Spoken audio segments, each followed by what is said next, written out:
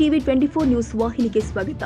MLC city Ravi ಅವರ ಮೇಲೆ ಕಾಂಗ್ರೆಸ್ ಸರ್ಕಾರ ದೌರ್ಜನ್ಯವೆಸಗಿದೆ ಎಂದು ಆರೋಪಿಸಿ ಇಂದು ಬೆಳಗಾವಿಯ ರಾಣಿ ಚೆನ್ನಮ್ಮ ವೃತ್ತದಲ್ಲಿ ಬಿಜೆಪಿ ರಾಜ್ಯಾಧ್ಯಕ್ಷ ಬಿವೈ ವಿಜೇಂದ್ರ ನೇತೃತ್ವದಲ್ಲಿ ಬಿಜೆಪಿಗರು ಪ್ರತಿಭಟನೆಯನ್ನ ಮಾಡಿದ್ದಾರೆ. ಬೆಳಗಾವಿಯ ರಾಣಿ ಚೆನ್ನಮ್ಮ ವೃತ್ತದಲ್ಲಿ ಬಿಜೆಪಿ ರಾಜ್ಯಾಧ್ಯಕ್ಷ ಬಿವೈ ವಿಜೇಂದ್ರ ನೇತೃತ್ವದಲ್ಲಿ ಬಿಜೆಪಿಗರು ಪ್ರತಿಭಟನೆಯನ್ನ ನಡೆಸಿ ಎಂಎಲ್ಸಿ ಸಿಟಿ ರವಿ ಅವರನ್ನ ಬಂಧಿಸಿದ ಕಾಂಗ್ರೆಸ್ ಧೋರಣೆಯನ್ನ ಖಂಡಿಸಿದ್ದಾರೆ. ಘೋಷಣೆಗಳನ್ನ ಕೂಗಿ ತಮ್ಮ ಆಕ್ರೋಶವನ್ನ ಹೊರಹಾಕಿದ್ದಾರೆ. ಬಿಜೆಪಿ ರಾಜ್ಯಾಧ್ಯಕ್ಷ ಬಿವೈ ವಿಜೇಂದ್ರ ಅವರು ಇತ್ತೀಚೆಗೆ ಸುವರ್ಣ ಸೌಧದ ಎದುರು ಪ್ರತಿಭಟನಾಕಾರರ ಮೇಲೆ ಲಾಠಿ ಪ್ರಹಾರ ಮಾಡಿದ್ರಿ, ರೈತರ ಮೇಲೆ ಲಾಠಿ ಬೀಸಿದ್ರು. ಇಂದು ಕಾಂಗ್ರೆಸ್ನ ಗೂಂಡಾಗಳು ಸುವರ್ಣ ಸೌಧದಲ್ಲಿ ಸಿಟಿ ರವಿ ಮೇಲೆ ಹಲ್ಲೆ ಮಾಡಲು ಅವಕಾಶ ನೀಡಿದ್ದಾರೆ. ರಾತ್ರಿ ಇಡೀ ಸಿಟಿ ರವಿ ಅವರನ್ನ ಬೇರೆ ಬೇರೆ ಸುತ್ತಾಡಿಸಿ ಪೊಲೀಸರು ದೌರ್ಜನ್ಯ ಎಸಗಿದ್ದಾರೆ. ಇದು ಕಾಂಗ್ರೆಸ್ ಸರ್ಕಾರವೋ ಹಿಟ್ಲರ್ ಸರ್ಕಾರವೋ ಎಂದು ಪ್ರಶ್ನೆ ಮಾಡಿದ್ರು. ಬಳಿಕ ಪ್ರತಿಪಕ್ಷದ ನಾಯಕ ಆರ್ ಅಶೋಕ್ ಅವರು ಮಾತನಾಡಿ, ಡೈರೆಕ್ಷನ್ ನೀಡಿ ಸಿಟಿ ರವಿ ಅವರಿಗೆ ಹಿಂಸೆ ಕೊಟ್ಟು ಮಾನವ ಹಕ್ಕುಗಳ ಉಲ್ಲಂಘನೆ ಮಾಡಿದ್ದಾರೆ. ತಪ್ಪು ಮಾಡಿದ್ರೆ ಶಿಕ್ಷೆ ಕೊಡಲು ಕಾಂಗ್ರೆಸ್ ಇದೆ. ಕಾಂಗ್ರೆಸ್ ಯಾಕೆ ಕ್ರಮ ಕೈಗೊಳ್ತಾ ಇದೆ? ಪೊಲೀಸರು ಕಾನೂನನ್ನ ಉಲ್ಲಂಘನೆ ಮಾಡಿದ್ದಾರೆ. ಮಾನವ ಹಕ್ಕು ಆಯೋಗಕ್ಕೆ ದೂರು ಕೊಡ್ತೀವಿ. ಕಮಿಷನರ್ಗೆ ಸ್ಟೇಷನ್ಗೆ ಬರಲು ಅಧಿಕಾರವಿದೆಯಾ? ನಾನು ಸ್ಟೇಷನ್ಗೆ ಹೋಗಲಿಲ್ಲ ಅಂದ್ರೆ ರವಿ ಅವರಿಗೆ ಏನಾಗ್ತಿತ್ತೋ ಗೊತ್ತಿಲ್ಲ. ಇದು ಗೂಂಡ ರಾಜ್ಯ ಎಂದಿದ್ದಾರೆ. ಇನ್ನು ಬಳಿಕ ದಕ್ಷಿಣ ಶಾಸಕ ಅಭಯ್ ಪಾಟೀಲ್ ಅವರು ಮಾತನಾಡಿ, ಕಾಂಗ್ರೆಸ್ ಸರ್ಕಾರ ನಿರಂತರವಾಗಿ ಬಿಜೆಪಿ ಕಾರ್ಯಕರ್ತರ ಮೇಲೆ ದೌರ್ಜನ್ಯವೆಸಗ್ತಾ ಇದೆ. ಇಂದು ಸಿಟಿ ರವಿ ಅವರ ಮೇಲೆ ದೌರ್ಜನ್ಯವಾಗಿದೆ. ಸಿಟಿ ರವಿ ಅವರ ಮೇಲೆ ದೌರ್ಜನ್ಯವೆಸಗಿದ ಪೊಲೀಸ್ ಅಧಿಕಾರಿಗಳ ಮೇಲೆ ಕ್ರಮಗೊಳ್ಳಬೇಕು. ಕರ್ನಾಟಕ ಸರ್ಕಾರ ವಿಧಾನಸೌಧವನ್ನ ಗೂಂಡಾಗಿರಿಗೆ ಉಪಯೋಗಿಸಲಾಗಿದೆ. ಬಿಜೆಪಿ ಶಾಸಕರಿಗೆ ರಕ್ಷಣೆ ಇಲ್ಲ ಅಂದ ಮೇಲೆ ನಾವು ರಾಜ್ಯದಲ್ಲಿ ಹೇಗೆ ಓಡಾಡಬೇಕು ಅಂತ ಪ್ರಶ್ನೆ ಮಾಡಿದ್ರು. ಈ ವೇಳೆ ಮಾತನಾಡಿದ ಶಾಸಕ ಅರವಿಂದ್ ಬೆಲ್ಲದ್, ಸಿಟಿ ರವಿ ಅವರ ಮೇಲೆ ಹಲ್ಲೆ ಮಾಡಲು ಯತ್ನಿಸಿದವರನ್ನ ಬಂಧಿಸಿಲ್ಲ. ಆದರೆ ಕಾನೂನು ರಕ್ಷಣೆ ಮಾಡುವ ಜನಪ್ರತಿನಿಧಿ ಸಿಟಿ ರವಿ ಅವರನ್ನ ಕ್ರಿಮಿನಲ್ ತರಹ ಬಂಧಿಸಿದ್ದಾರೆ. ಅವರನ್ನ ಬೇರೆ ಕಡೆ ತೆಗೆದುಕೊಂಡು ಹೋಗಿದ್ದಾರೆ. ಸಭಾಪತಿಗಳ ಮಾತಿನ ಮೀರಿ ಪೊಲೀಸರನ್ನ ಕರೆಸಿ ಅವರನ್ನ ಎಲ್ಲರ ಎದುರು ಬಂಧಿಸಿದ್ದಾರೆ ಎಂದು ಆರೋಪಿಸಿದ್ರು. ಬೆಳಗಾವಿ ವಕೀಲರ ತಂಡ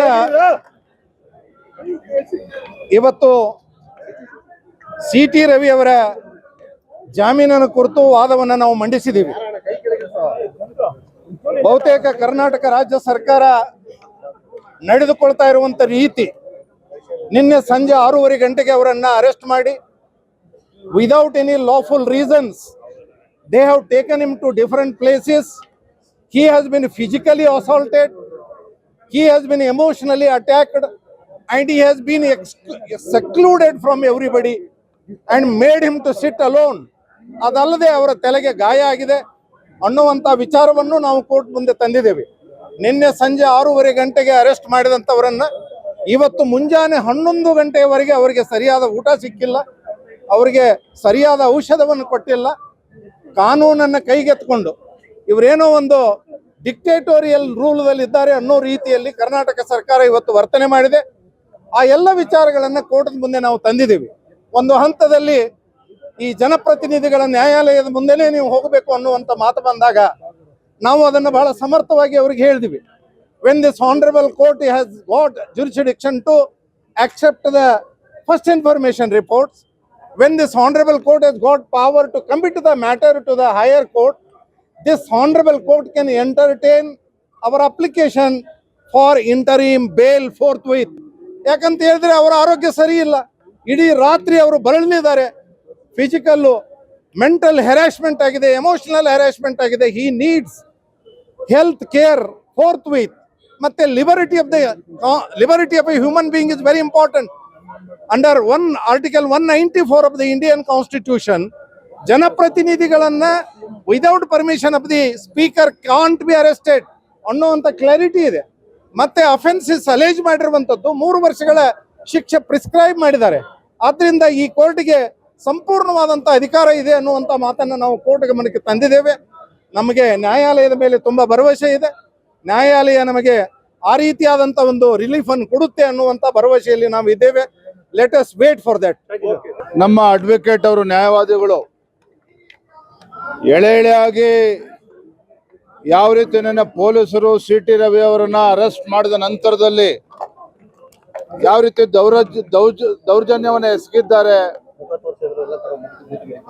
ಕಾನೂನನ್ನ ಕಾಪಾಡ್ತಕ್ಕಂಥ ಪೊಲೀಸ್ ಇಲಾಖೆನೆ ಎಲ್ಲ ಕಾನೂನುಗಳನ್ನ ಗಾಳಿಗೆ ತೂರಿ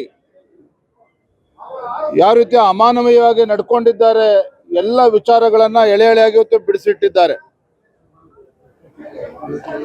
ಸಿ ಟಿ ರವಿ ಅವರ ಹೇಳಿಕೆಯನ್ನು ಕೂಡ ಮಾನ್ಯ ನ್ಯಾಯಾಧೀಶರು ರೆಕಾರ್ಡ್ ಮಾಡ್ಕೊಂಡಿದ್ದಾರೆ. 3 ಗಂಟೆ ನಂತರದಲ್ಲಿ ತಮ್ಮ ತೀರ್ಪನ್ನು ನೀಡ್ತಾರೆ. ನಮಗೆ ಸಂಪೂರ್ಣ ವಿಶ್ವಾಸ ಇದೆ.